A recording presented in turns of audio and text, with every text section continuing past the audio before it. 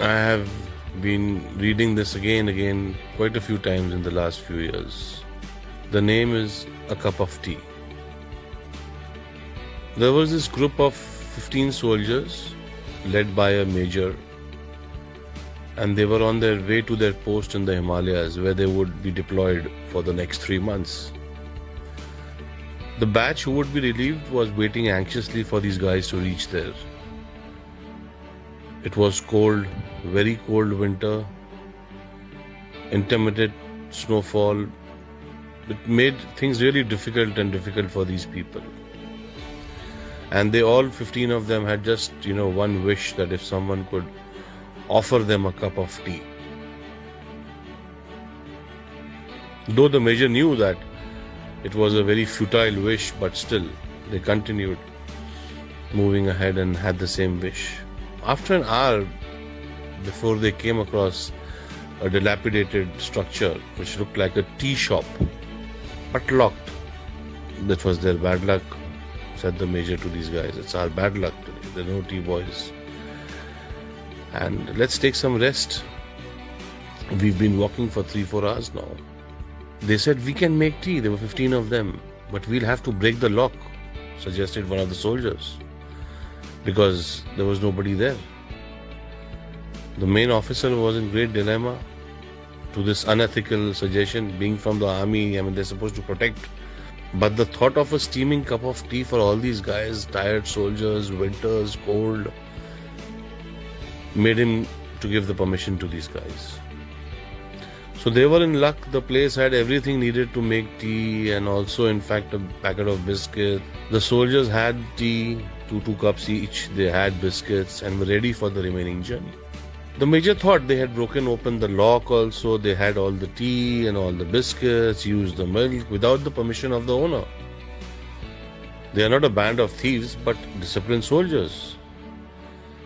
So he took out a few thousand rupees from his wallet, placed it on the counter, pressed under a sugar container so that the owner could see it whenever he would come back. And he was now, relieved of his guilt. He ordered his people to put the shutter down, and he proceeded further. 3-4 months passed by, and they continued to do gallantly in their work and were lucky not to lose anyone from the group in the intense insurgency situation. It was time for another team to replace them. Now they had to go back. On their way back, they stopped at the same place, at the same tea shop.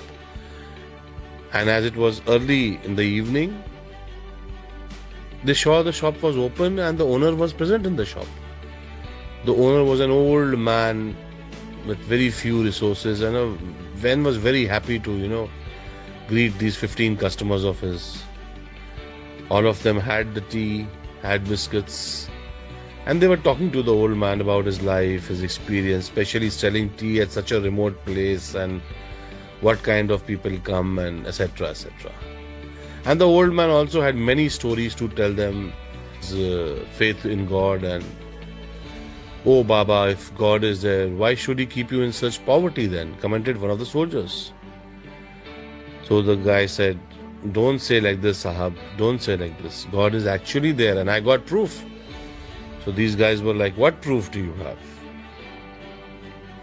So he said, 3 months ago, I was going through a very tough time because my only son had been severely beaten up by the terrorists over here who wanted some information from him, which he did not have. I had closed my shop to take my son to the hospital. Some medicines were to be purchased and I had no money. I had just 20 rupees. No one would give me money because of the fear of the terrorists. There was no hope, Sahab. There was no hope. And that day, Sahab, I prayed to God for help, and Sahab, you have to believe that God walked into my shop that day.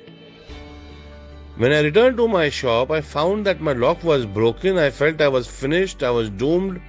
I lost whatever little I had, but then I saw that God had left a few thousand rupees under the sugar pot. I can't tell you, Sahab, what that money was worth that day. My son's life. God exists, Sahab. He does. The faith in his eyes were unflinching. 15 pairs of eyes met the eyes of the main officer. and read the order in his eyes clear. Just keep quiet. The officer got up and paid the bill. He hugged the old man and said, "Yes, Baba, I believe you. I know God exists. And yes, your tea was wonderful." The 15 pair of eyes did not miss to notice the moisture building up in the eyes of their officer, a rare sight.